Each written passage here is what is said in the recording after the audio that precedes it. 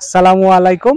আমি মোহাম্মদ সাইফুর রহমান, উপসহকারী কৃষি অফিসার হিসেবে বগুড়া জেলা শিবগঞ্জ উপজেলার দেউলি ইউনিয়নের রহবল ব্লকে কর্মরত। আমরা জানি যে আমাদের দেশ মশলা জাতীয় ফসল উৎপাদনে এখনো অনেক পিছিয়ে। প্রায় প্রতিটি মশলা জাতীয় ফসলেরই খাতগুলো আমদানি নির্ভর।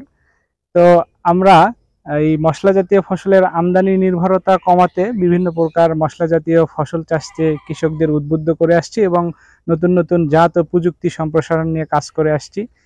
আমার ব্লকে উল্লেখ্য যে জিরা যে মশলা জাতীয় ফসলটা আমাদের দেশে একেবারেই নতুন, সেটার সফল চাষাবাদ সম্পূর্ণ করতে পেরেছি।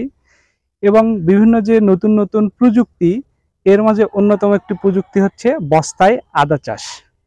আমরা এখনো আদা নিয়ে আমদানি নির্ভরতায় আছি।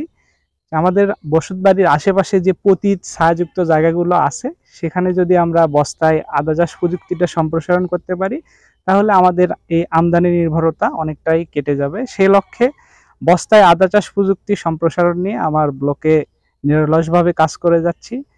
এর প্রেক্ষিতে বিভিন্ন গ্রামে বিভিন্ন যেগুলো পতিত জমি ছিল বা বসতবাড়ির আশেপাশে ছোটখাটো পরিসরে, কেউ আবার বাণিজ্যিক আকারে শুরু করেছে, বিভিন্ন উদ্যোক্তারা এই বস্তায় আদা চাষ হলো। আমার ব্লকের যে বিভিন্ন কৃষক বা যে উদ্যোক্তারা বস্তায় আদা চাষ করছে, তাদের মুখে আমরা শুনবো তাদের আদা চাষের গল্প।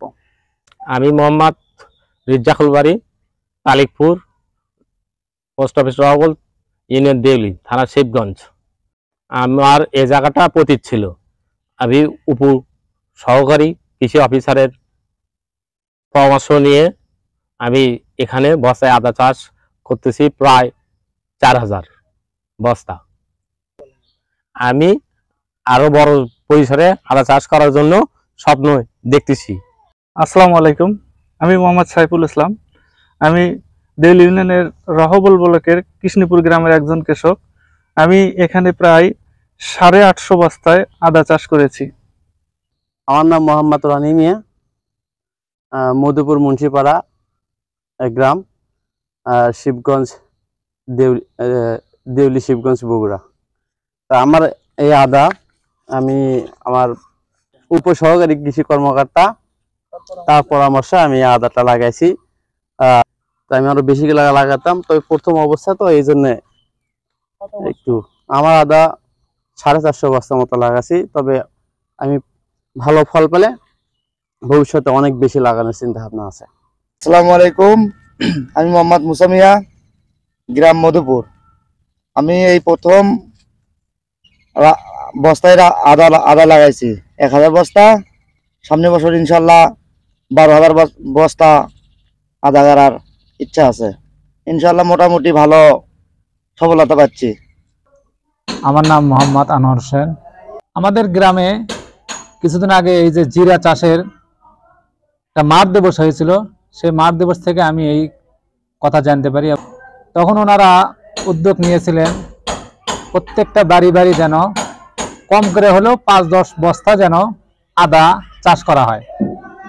আমি ওখান থেকে ওই কথা শোনার পরে আমি পরীক্ষামূলকভাবে এই যে দেখা যাচ্ছে 15টা বস্তায় আমি আদা চাষ করেছি। আল্লাহ রহমতে এখনো মোটামুটি গাছ ভালো দেখা যাচ্ছে, ভালো আছে। আমি মোহাম্মদ সুফল ইসলাম, বাড়ি বগুড়া জেলা শিবগঞ্জ থানা বোয়ালমারি গ্রাম। আমি ইউটিউব দেখে এই বস্তায় আদা চাষ করার পদ্ধতিটা মানে দেখছি অনেক, তা আগে থেকেই অনেক শখ করার। ফাইনালি এবার মানে ছোট আকারেই 370 বস্তায় করছি আমি। তা মোটামুটি আশা করতেছি এখান থেকে বেশ লাভবান হব আমি। আগামী বছর কি এরপর? আগামী বছর আমার প্ল্যান আছে যে 2,500 থেকে 3,000 বস্তায় আমি এই আদা চাষ করব। আমি মোহাম্মদ ছানুল ইসলাম মোল্লা, আমার গ্রাম রহবল, পশ্চিমপাড়া, 9 নম্বর দেউলি ইউনিয়ন। আমি বাড়ির সাথে এই যে প্রতি জায়গায় আমি বস্তায় কিছু আদা চাষ করছি। সে আদা আমার এখানে কিছু বস্তা আছে, সাইডেও কিছু বস্তা আছে, প্রায় 40-45 বস্তা আমি ব্যাগিং করছি। মোটামুটি আমার আদা খুব ভালো হয়েছে, খুব সুন্দর হয়েছে। আমার নাম মাসুদ মিয়া, আমি দেউলি ইউনিয়নের বোয়ালমারি গ্রামের একজন কৃষক। এখানে আদা চাষ করেছি 500 বস্তার মতো প্রায়।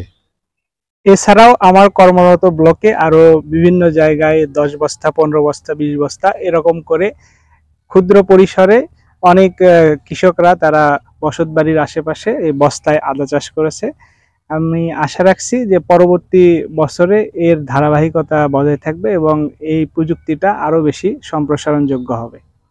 মশলা জাতীয় ফসলের বিভিন্ন নতুন নতুন জাত ও প্রযুক্তি আমার ব্লকে সম্প্রসারণের পাশাপাশি এই বিভিন্ন জাত প্রযুক্তি, এগুলোর রোগবালাই, চাষাবাদ পদ্ধতির কলা কৌশল, ফলন বৃদ্ধির উপায়, এগুলো নিয়ে সচিত্র যে ভিডিও চিত্র সেটা ধারণ করে আমার নিজস্ব ইউটিউব চ্যানেল নিরাপদ কৃষি, এই নিরাপদ কৃষি ইউটিউব চ্যানেল থেকে এই ভিডিও চিত্রগুলো সম্প্রচার করে থাকি এবং এই সচিত্র ভিডিওগুলো দেখে সারা দেশের বিভিন্ন উদ্যোক্তা বা কৃষকরা তারা অনেকটা উপকৃত হচ্ছে। তারা এই ভিডিওগুলো দেখে ফোন কলের মাধ্যমে নতুন নতুন জাতের সন্ধান নিচ্ছে এবং তাদের ফসলের রোগবালাই, পোকামাকড়, চাষাবাদ পদ্ধতির এগুলো সম্পর্কিত বিভিন্ন প্রকার পরামর্শ গ্রহণ করে তারা আমার ব্লকের বাহিরেও সারা দেশে বিভিন্ন জায়গায় নতুন নতুন উদ্যোক্তা হিসেবে তারা আত্মপ্রকাশ করছে।